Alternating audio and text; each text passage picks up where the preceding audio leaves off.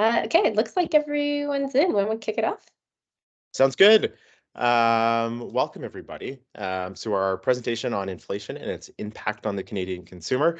My name is Aaron Skelton. I'm the president and CEO of the CHFA, and I'm joined by Lynsey Walker, who is our vice president of marketing and communications. We're really excited to give you guys another sort of walkthrough of one of the fabulous reports that we put together. But before we get started down that path, we would be remiss if we didn't take this time with all you wonderful people on the call to highlight one of the most important things that's going on with our industry right now. So hopefully you have heard that there are some things going on with Health Canada around what they are proposing, and in some cases have imparted on industry around updated regulations. Two of the largest ones being around labeling updates and the recently announced as of May 13th cost recovery draft. These are critically important files to our industry. The ramifications, if these go through as they're currently stated, will be massive. Increased costs, reduced assortment, less Canadian companies, less employment within our sector.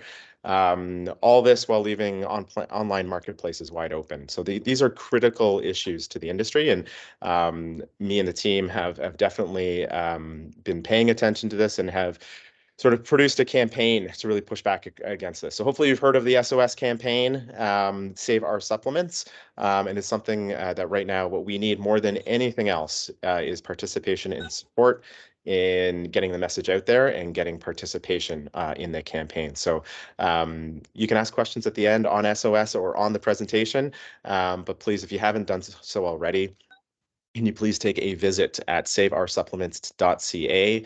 All the resources you could possibly need, a really handy letter writing tool there. All you got to do is drop in your postal code and your name, and you can let your local member of parliament know where you stand on these issues. So thank you for paying attention to that. And again, we'll highlight it at the end and obviously take any questions. But today, you signed up for this to hear a little bit more about our recent survey. So why don't we jump into that, Lyns? We will. And I actually wanted to say, just in case anyone wasn't sure, this is actually the kickoff to the launch of our full report on this. So if any of you heard about this presentation at CHFA now or weren't able to join us and are trying to get a bit of a sneak peek, today is actually the official launch for all you CHFA members on the call, you can actually log into your member dashboard and check out the full 44-page report. If you're not a member yet, and I feel like I'm going to channel my Aaron, what are you waiting for? You can also become a member today and get access to the full report, or you can also download a sample report, which gives you a little bit more color to what we're doing here. But this is a platform we're super excited about, we're super passionate about as an association. I've been on the brand side in lots of different companies, and access to Canadian data is hard to come by. So we're really excited to be able to provide this to you guys as well. So if you have any issues logging into your member dashboard, our member care team is only a phone call or an email away. But we're going to kick it off with the presentation. And like I said, this is just a bit of a snippet of what's in that report. So I hope you all log in, download the report, or download the sample report if you're not a member yet, and let us know what you think. So bear with me, everyone, with technology as I pull up this report. Here we go. Let me put you into presentation mode, and let's kick it off. You ready? We're going to put everyone's mind at ease. We're not going to run through the full 44-page report today. As Lynsey highlighted, it's just going to be a little bit of a high-level sort of walkthrough of that. But the timing is perfect, because if today is of interest to you, you can download the full report if you're a member. So why did we do this? What was sort of the objectives of why we dove into this? As Lynsey sort of highlighted, Lynsey's been on the brand side, I've been on the brand side, I've been on the retailer side. Getting specific Canadian information is challenging. And so that's one of the challenges that the association has taken up, is how do we dive more into research, data, just analytics around the Canadian consumer. And specifically, there's been this thing over the last sort of 3 years or so called the global pandemic that has really started to shape some of the behaviors that have gone on, alongside things like inflation. And so this report is really going to dive into the impact of inflation on the Canadian consumer. what categories have what sensitivities. We sell into more than one channel, and those channels are really sort of expanding sort of month over month, it feels like. And so how has the inflation impacted the Canadian consumer and where they shop? As well as, are there certain attributes and sort of call outs that are having a stronger impact versus others? So are people trading up in the types of purchases they're making? Are they going from organic to natural? Are they changing the channels that they buy those products in? These are all questions that we felt were critically important, both for the brands and for the retailers. And so that was really the focus of this research. How did we go about doing this work? So Lynsey and I are both science geeks from the University of Guelph. Go Griffins! So we'll start with methodology. Like, how did we actually get this done? So it is a online quantitative survey. So it is using sort of the digital platform. We had about 1,500 representative Canadians, and so that is diverse across geographical regions, age, gender. So it is a good snapshot of the Canadian public. And in terms of timing, this was recent, right? So as of February. So if you think about how inflation's been trending, this is one of, if not sort of the peak, hopefully, of the impact on that. And all the references to pre-inflation or current is all relative to when the representative sort of felt that impact of inflation on their own personal buying habits. So there's no line in the sand from a delineation in terms of time, but it is, pre-inflation, how did you feel? Post-inflation, how did you feel? You'll see that little Superwoman icon at the bottom, which I always joke is just a way to keep me organized. I like icons. So this is a way for us to identify what we call the wellness super consumer. If you had taken a look at our previous report, which was really focused on sort of the pandemic, you would have recognized this. Now, many of you on this call are probably fall into this bucket. But when we did the research this time around, a couple of interesting things came up. So the super wellness consumer tends to be the one that would resonate with statements that you see up on the screen. So they tend to adopt some of these things a little earlier. They tend to want to speak to their friends and their community about these things. They really get into reading up on products, understanding what they're about, and they like sharing that information with other people. In our previous study, this number was about 11%. And what Lynsey and I found and the team found interesting this time, it's really ratcheted up to about 19% now. There could be a couple different factors that are driving that, but I think what's encouraging for us as an industry is there are more people who are more passionate about this industry and the products that are in it and want to share that information with others. So there appear to be more of this wellness super consumer than there was in the past. What are some of the attributes that sort of define the super wellness consumer? So their age tends to be about 45, fairly even split from a gender perspective. They do tend to have a slightly larger household size than the average general consumer. So if you think about that, they tend to buy across more categories. They tend to be interested in a few more things, which might make them a little bit more price sensitive. They tend to live in slightly more urban areas, and from a dietary perspective, they're touching all the different categories, right? They're buying meat alternatives. They are buying meat products, and they tend to have a slightly higher household income. Although we'll be quick to point out that doesn't mean necessarily that they are more affluent. They, slightly larger household, so they're buying for more mouths to feed. I've got 3 little ones. I can appreciate that. So yeah, the income is slightly higher, but I wouldn't think of them or attribute that to being more affluent necessarily. Okay. General attitudes and behaviors around inflation. So what are people thinking about it, in general terms? There's going to be no surprise to anyone on this call. People are concerned about inflation. Things are just costing more. I don't know about you, but you can just watch the same grocery bill. We buy fairly similar things week after week. That is going up. You'll notice 57% of respondents said that they're cutting back on groceries, slightly less on NHPs. Makes a lot of sense when you think about it. NHPs tend to be sort of condition specific. You're buying it to relieve something or proactive health. Whereas in groceries, it's a little easier to adjust your spend. 83% of people are now looking for deals, right? So, people have said the coupons are dead. I think our research has shown they're not. They're still a very useful tool, and promotions are still really important. But a lot of people are making changes. And I think one theme that you'll see pulled out of this is these changes are likely to stick. So this isn't something that has come and gone. This is something that has changed the way that people look at channel around pricing and attributes, and is definitely something on both the supplier side and the retailer side that is critically important to understand. All right, so we've already highlighted that most people are concerned about what the impacts of inflation will be, and that they are making some changes in how they're living. But what you'll see is that super wellness consumer is indexed slightly higher in their concern, and actually, if you look across the screen, in most categories, right? So, is there still a fear of recession? Maybe slightly less today than there was in February. But in February, both general population and the super wellness consumer were concerned. They're thinking that prices will go up. They don't think that these things will change. They do make changes across many sort of categories within their life. So, you'll see later on the next slide, I believe, how often are they going out? How often are they buying food out? How often are they going to movies? They're really looking at all aspects of their life to make adjustments on. And they're even making some adjustments on the things that they use to treat themselves, right? And you'll see that in some of the categories that come in the following slides. So where are they making some of these changes? Well, I made this joke when we presented in Vancouver. So Lynn's, pretend to laugh because you've heard it before. But apparently people still go for takeout. With 3 small kids, I don't remember what that's like, but people are cutting back on that who still do that.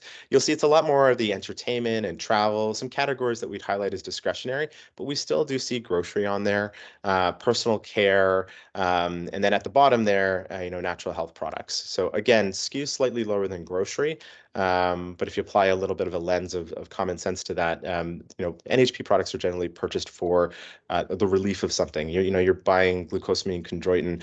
You're probably going to want to continue to buy that and maybe cut back on the number of bags of chips you eat in a week. So some logic that does hold true in there, but you can see it really is across the board. So some of the habits that are changing, these are sort of the verbatim quotes that are coming through from people. A couple that we'll highlight. You'll see in the middle there that people are looking to switch brands, in some cases actually buy store brands or private label products.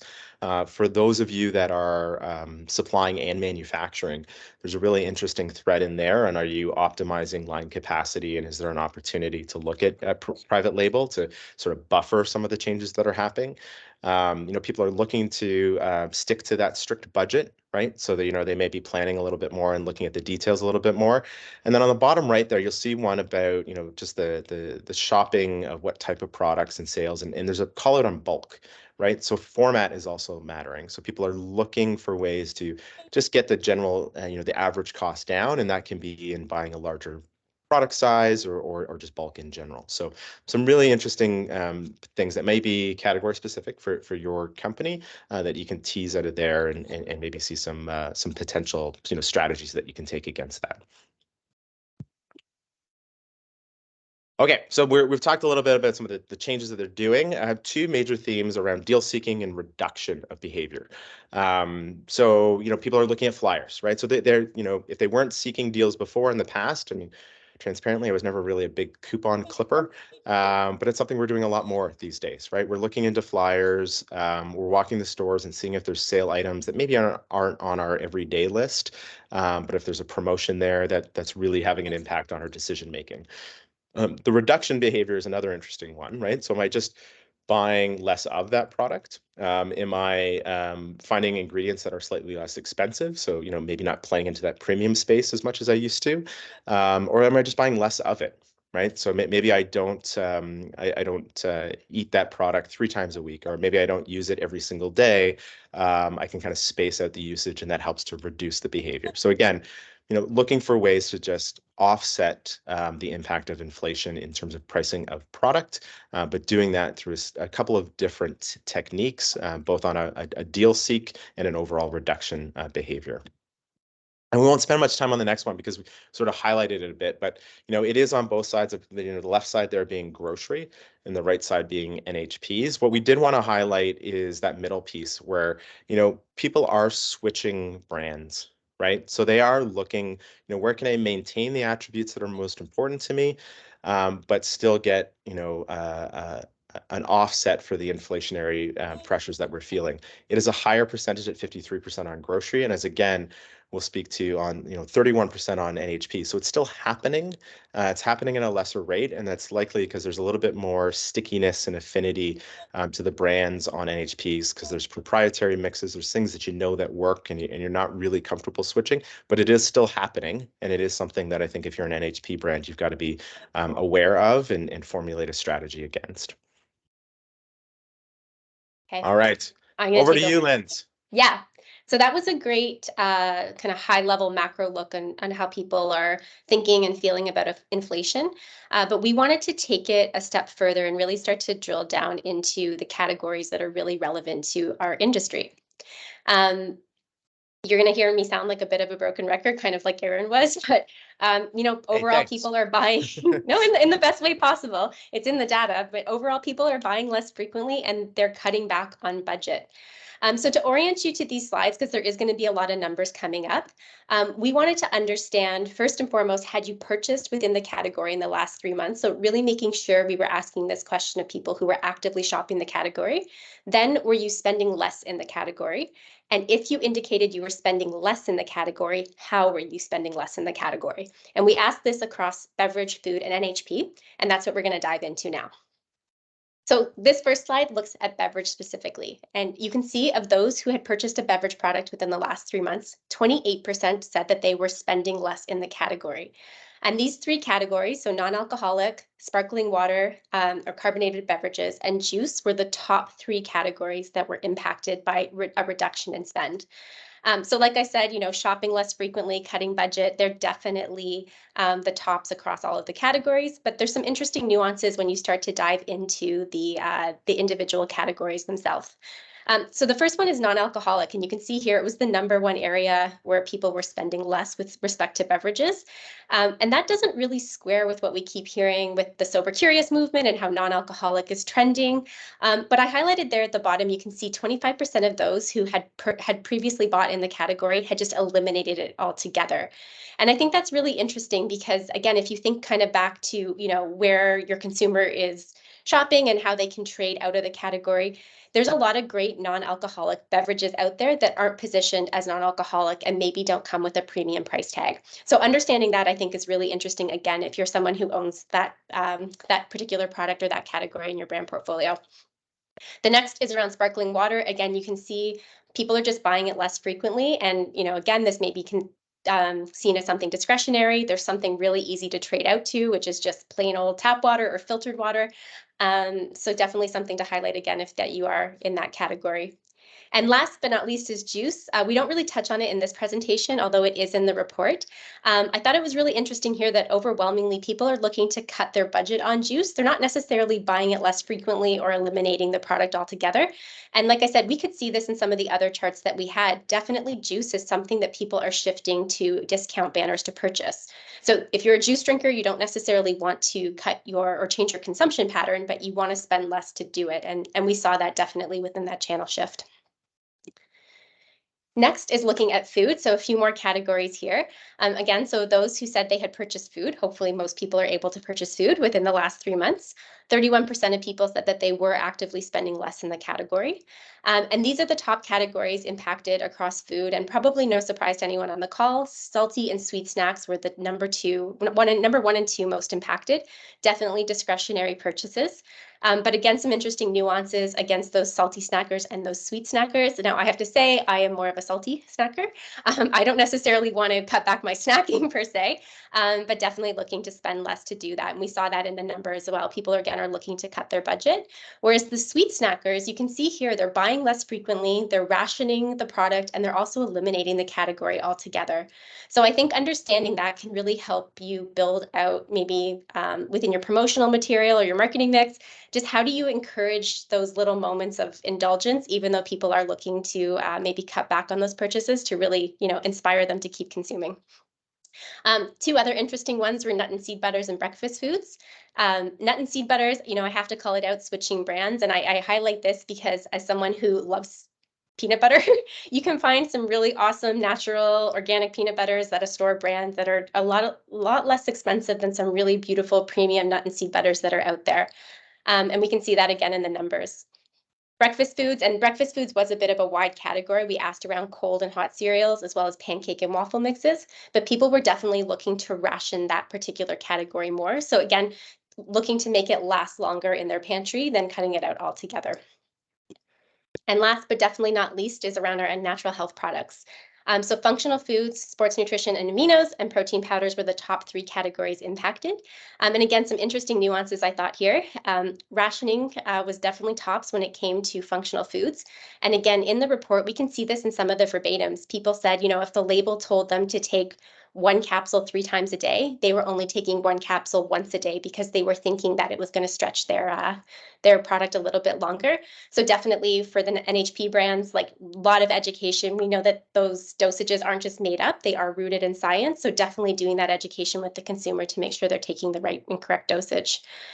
For sports nutrition and aminos, people were looking to eliminate the product. And again, I think, the people who use sports nutrition, a lot of weekend warriors out there who might not need the product. So I come back to this concept of that super consumer. And if you're someone who has a really strong sports nutrition amino portfolio, maybe really doubling down on that athlete, that core consumer, because they're going to be your brand influencers into the future. And really, when people have a bit more discretionary spend, really influence those people down the road. And last but not least, I thought was interesting around protein powder. Definitely cutting budget was tops there, but people don't want to necessarily change their consumption powder. This may be a bit anecdotal, but I think people who take protein powder, they see it as a bit essential, whether it's in their smoothie or that's how they maybe have their afternoon snack. They don't want to cut that out. They just want to do it at a lower price point.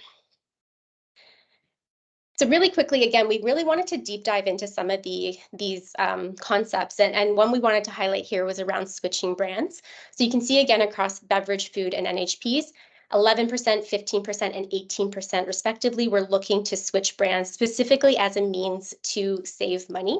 And when asked, why they did that, tops across the board was just, they're not brand loyal. It was just cheaper than what they normally buy. So, thinking about your promotional mix when your items are on sale, definitely a recommendation because there is a good segment of people who are just merely shopping on price. Aaron already kind of touched on this as well. If you do have the capability, quite a few people are looking to switch from more of a premium national brand down to a store or discount brand. And then for any NHP brands in the audience, the virtual audience, there was a subset of people who said, they were switching from organic to a conventional product as a means to save money. We didn't see that come up with any significance in beverage or food, but definitely it did get highlighted within NHPs as well, which we thought was interesting. So a lot of numbers coming at you. I promise we're almost through the numbers. I hope you guys all think this is super fun though. But to orient you to these slides, these particular numbers you're looking at, they are not percentages, they're scores. And one of the things we really wanted to understand was around product attributes and, what product attributes were people finding more important, with inflation in the mix.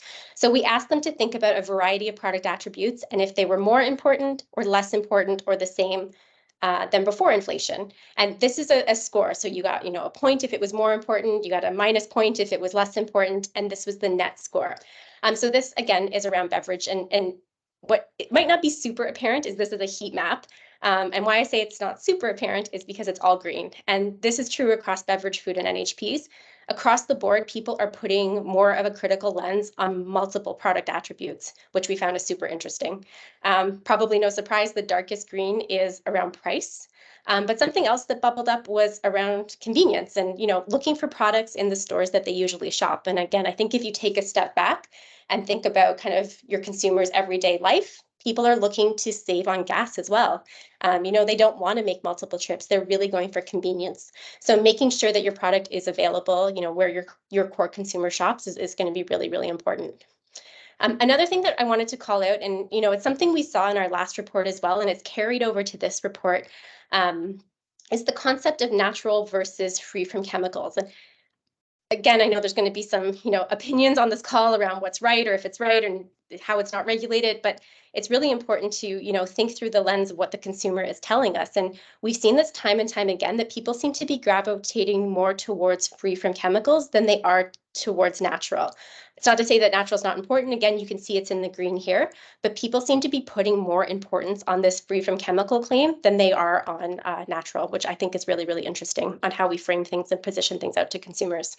Yeah, I think, Lynsey, if we look at who's on the call today, I know there's a few sort of key marketing people on here, and I think the things you're speaking to are not necessarily like red flags and warnings, but they can be really thought of as opportunities, right? So even on the NHP category, the potential switch or looking to switch between organic and conventional is really an opportunity to substantiate the points of difference with organic, right? So getting ahead of that, tweaking your communication to make sure maybe you need to lead with that, to make sure that, you know, that is out front and it's not seen as an interchange, I think is really important. And even on the categories that you just highlighted, there's an opportunity baked into that, right? So if one of your key attributes or differentiators versus your competitors is in one of those areas that Lynsey's highlighted, well, you're going to have to formulate a plan around that, right? Because consumers left to their own devices, this is their attitudes and behaviors towards these things. Again, it's not the truth, it's what people think is the truth. And so you really have to think long and hard about if that's part of your messaging and your positioning, these are areas that you're going to want to formulate a plan around. Totally. Yeah, good call. So it carries over into food as well. And, you know, all of those sentiments, you know, still hold true in thinking about how you communicate things or position your products. Again, for food across the board, with one exception, and I'll get to that, price was definitely tops. That convenience aspect was tops, that free from chemicals, that natural piece you can see in sweet snacks. You know, natural was pretty flat, but free from chemicals, oddly, was quite a bit more important to people now than before. The one exception I did want to call out is bars. And I think, again, it's really understanding, you know, your consumer, your product, and how they're shopping. Bars, you can see versus the category average, it was under indexed in terms of price and also convenience. And again, I think that makes a lot of sense. If you are, you know, someone who's making a bar, bars are very grab and go. And, you know, if you're hungry, you're on the go, you want something, you might not be as sensitive to price or as sensitive to purchasing it where you normally shop. You just kind of need to fill that jobs to be done if you were in the moment. So again, not to say that bars didn't, like, people didn't react to price or convenience at all. Definitely you can see it's still green there, but you know, it just versus category average, it wasn't as important. And last, again, but certainly not least, our sweet NHP category. Price, not a surprise. Stores where I normally shop, a little bit less so. And I think, again, when you talk about condition-specific products, you definitely might be willing to go somewhere if it's got the product that you need to kind of help alleviate some of your discomfort, pain, whatever that might be. But definitely wanted to call out performance. And really, people are putting a critical lens on, you know, is this product working for me? Is it doing what it says it does? And I think that's probably no surprise. If you are investing the money, you want to make sure you're getting value out of it. A little call out around regulations. We like to see this. Definitely, as Erin mentioned at the top of the call, we have a lot of work to do with our regulatory framework, but glad to see that, you know, people care about regulations, and we've got a great framework in Canada. And, you know, we do a lot of work as brands in this industry to make sure we are complying with regulations. So it is great to see that that is resonating with consumers. Still a lot of work to do there, but it was definitely one that came up in terms of importance.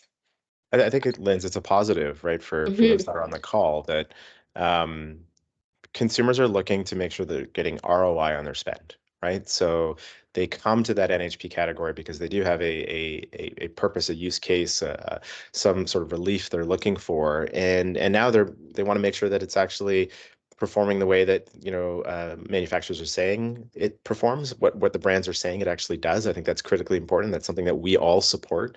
And then to your point about regulations, I mean, this is one where they said, look, if I'm going to spend the money, I want to make sure I'm getting what I'm spending the money on. And I think, you know, given our world-leading regulatory framework, that's something that is baked into that. To Lynsey's point, still lots of work to do, but for those that are compliant and those that are saying the things that they know they can back up, consumers are going to give you more credit for that now. So I think further developing down that stream is only going to be a benefit, and supporting to ensure that the industry, you know, at large is doing those things, again, is only going to support what consumers are looking for. Yeah, for sure. So I think we made it through what the big things we wanted to highlight. So Just to kind of a look back, like Erin said at the top of the call, this was a study that really represented Canada. 1,500 makes a significant research panel, so we were excited about that. Definitely a lot of Canadians out there are very concerned or extremely concerned about inflation. And as one of those earlier slides alluded to, people don't think this is going away. So this isn't something we just need to weather. Really thinking about, how does your brand respond, or how does your store respond, knowing that this is something that people are concerned about for the long haul. We didn't touch on it in this category, but in this presentation, but definitely it's in the report, just around that channel shifting. You can see definitely the net shop is down across all categories, but I really encourage you guys to take a look at the report. It does show you there is some nuances around the different categories and how people are shifting their shop across independent retailer, conventional, discount banners, online. So really interesting stuff in there. And then price and convenience, definitely more important now than they ever have been before. And just something to really think about, again, diving into your individual categories and how you tease out some of those nuances to really attract your customer and really encourage them to stay within your brand. So I think we're going to open it to questions. And we didn't say this at the top, but I hope everyone knows how to submit a question, but you can do it through the chat function. And we've got our team on the call as well who will field some of those questions. So you want to see everybody? Yeah, I mean, Lynsey, why those get teed up? Because I'm sure this was just high level. But I would encourage you, I know the link's in the chat there to see the full report. There's so many nuances, right, across the different categories. And I think that's why the report, that fulsomeness of like 44 pages of deep insights, you can really pull out what's applicable to your individual product. So I know there's probably some retailers on the call that do kind of go cross category, and it is rich for that information. But if you're selling nut butters versus you're selling a salty snack versus you're getting into the confectionery category, it's all different, right? And so you can kind of pull from some adjacent categories. But really, I encourage you guys, those who are members, dig into that report. It is very rich with information and insights. And if you're not a member yet, I encourage you to take a look at the teaser. And if you like what you see, there's huge value in membership. Just for the reporting alone, never mind all the other pillars of value that we provide. Yeah. So a couple of questions. So the first one I can handle. Yes, we will make the deck available. So you definitely will receive that in a follow-up email after.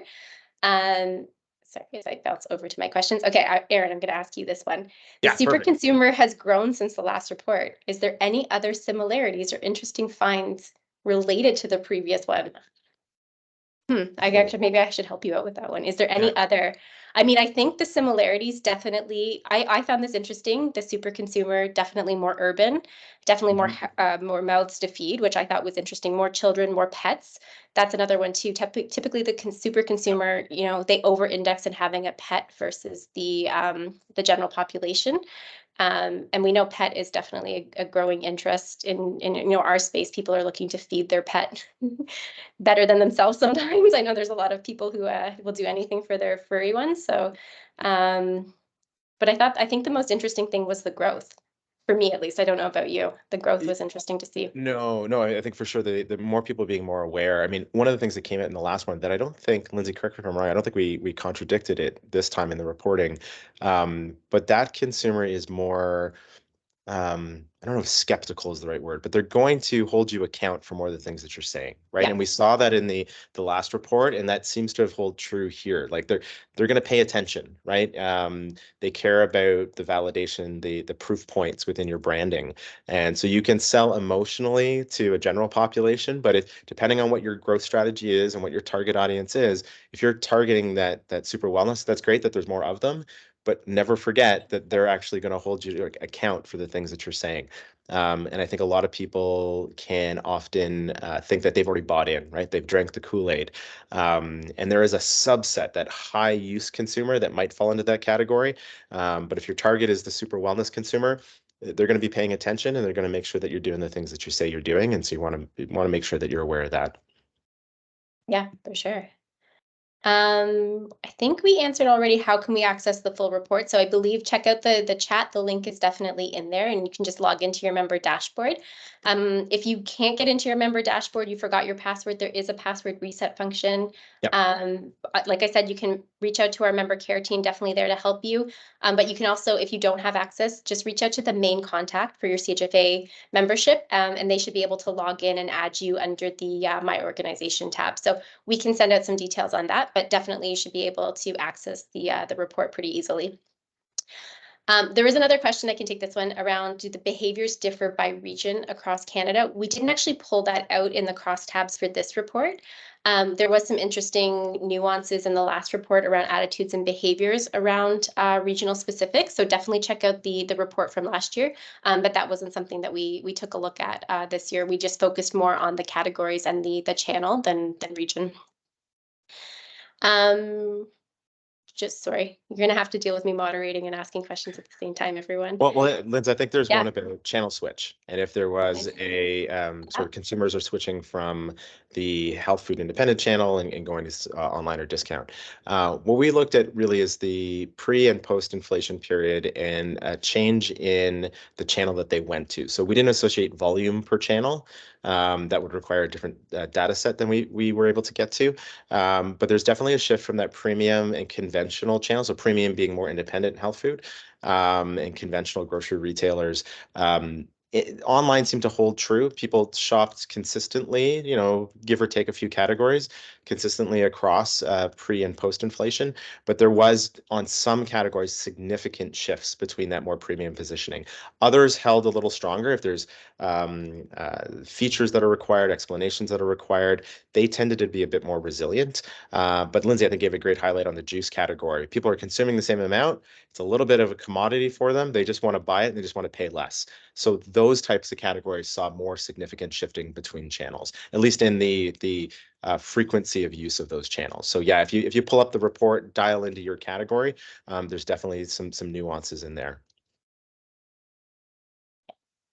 One around the age. Surprised at the super consumer profile, especially the age was around 42 years old. Always assumed a lower age. Is this an aging consumer situation or growing attractiveness to an older consumer? What are your thoughts? We're kind of in that super consumer demo. Yeah. Look, I think I've had to realize this with myself as I've gotten older. I think there is an age bracket that is aware of, and as we sort of shift through the age brackets, are taking those concerns and thoughts with us. And so, whereas before it was always sort of young, urban professional was thought of as that super wellness consumer, that's really proliferated. There's a democratization of information. You can get that information at your fingertips, in your phone. So, people are looking into those categories more. They're paying more attention, and because of that, I think it's really been able to spread the profile of that consumer. And I think it's a great call out. I think if you're kind of leaning back on the old positioning, maybe from 10 years ago, that's really shifted significantly today, and I think opens up more opportunities to reach those consumers in different markets. I also think back to our last report, and we asked a question in our last report, how did you enter the category? And a lot of it was around like a life stage, right? Like if you have kids, then all of a sudden you're starting to pay attention to organic. So I think it's interesting, like the age, that's typically an age where there is, a household, there is little ones at home and you're being a bit more mindful of what you're feeding them. And that was a great entry point into the category that then expanded out to the rest of the household as well. So could be something there as well, but definitely, that's why we do the data. We don't make assumptions. It's interesting to see that is who that super consumer is. I would have said young urban professional, no kids, but finding that they had a larger household, than Gen Pop, I always found really interesting as well. Just I know there's a follow-up comment from Brent there on the channel shift. Yeah. I mean, Nielsen will pull POS and volume and tonnage, so it's neat to be able to overlay some of those insights.